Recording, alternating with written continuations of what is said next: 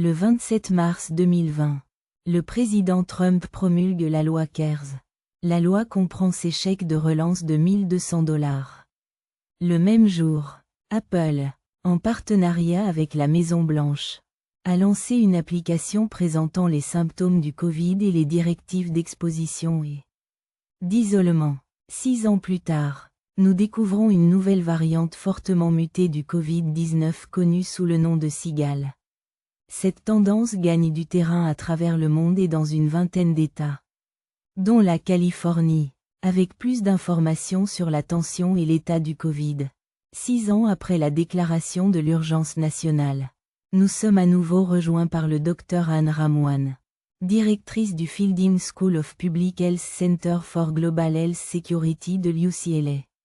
Dr Anne, c'est toujours bon de vous avoir parmi nous.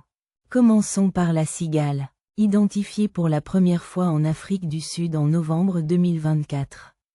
Elle a été classée comme variante sous surveillance par l'Organisation mondiale de la santé en décembre de l'année dernière, mais elle commence tout juste à attirer une attention plus sérieuse. Qu'en sait-on? Où se propage-t-il et quels sont ses symptômes? Eh bien, merci de m'avoir invité. C'est agréable d'être ici, et la raison pour laquelle on l'appelle cigale est que, comme l'insecte, elle est apparue, est restée silencieuse pendant un moment, puis a réapparu. Ce qui le rend vraiment important, c'est que, vous savez, il comporte de nombreuses mutations. Cela a donc changé au fil du temps et cela apparaît dans de très nombreux endroits.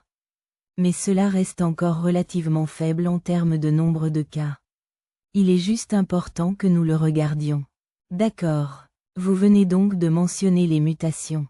Jusqu'à 75 mutations d'après ce que nous apprenons dans ces protéines de pointe par rapport aux souches récentes. Nous en avons beaucoup parlé. Vous savez, il y a 5 ou 6 ans, des différentes variantes à mesure qu'elles émergent. Que signifient ces mutations? Eh bien, regardez, les virus mutent, et plus ils se propagent, plus le Covid est très contagieux, donc il a tendance à se propager beaucoup. Plus vous verrez de mutations. Et de temps en temps, vous verrez que les mutations s'additionnent pour donner lieu à quelque chose qui pourrait être plus contagieux. Il pourrait être plus susceptible de provoquer des maladies. Il pourrait être plus susceptible de se propager, même chez les personnes qui y sont immunisées. C'est pourquoi nous prêtons attention au fait que celui-ci présente, comme vous l'avez mentionné, un certain nombre de mutations. Et donc, juste pour être clair, le simple fait d'avoir ces mutations ne signifie pas nécessairement que c'est plus dangereux. Cela signifie simplement que c'est une variante que nous devons surveiller.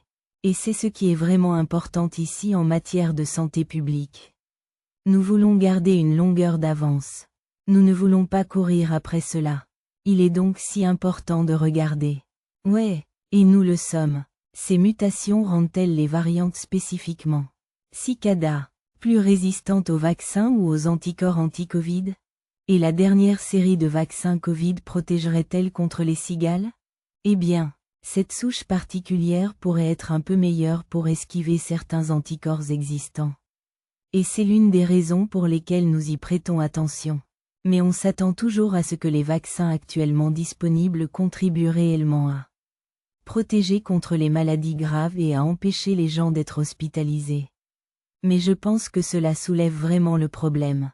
Ok, alors que faites-vous si vous avez ces virus qui continuent de muter?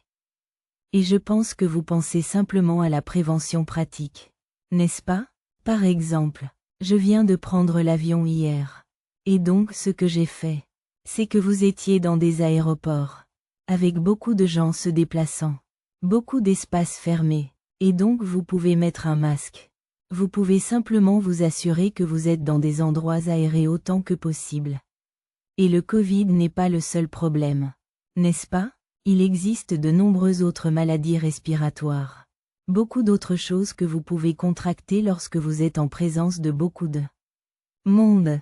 Il s'agit donc toujours de cette protection à plusieurs niveaux. Vous pouvez vous laver les mains. Vous pouvez porter un